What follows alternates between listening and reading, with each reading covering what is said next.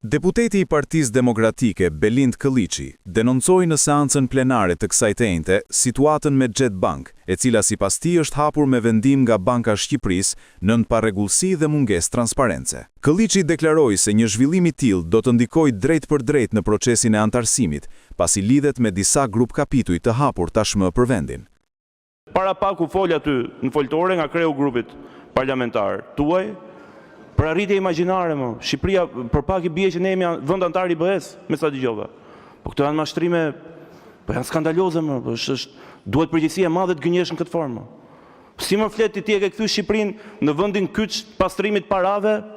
Shqipëria sot po kaloni, sot jemi në pikën që po kaloni të parën bank digjitale, që dhe aty nuk kthen për herë të parë Banka e Shqipërisë nuk kthen përgjigje. Jemi në fazën që kemi hap grup kapitujt 1, 2, kemi hap edhe grup kapitujt e tregut brendshëm. Do jetë kjo arsye, mbajeni mend.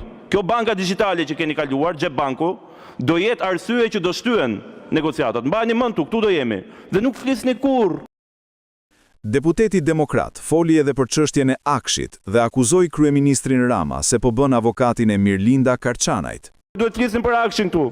Kryeministri të ka bërë avokatin e Mirlinda Karçanajt, ka thënë është e pastre, nuk di t'i japi makinës, nuk ka makinë. Doli zonja në fjalë me 4 vila me shofer privat, me 10 mijëra metra truall në pronësi. Ore, mban njëri përgjegjësi për këto?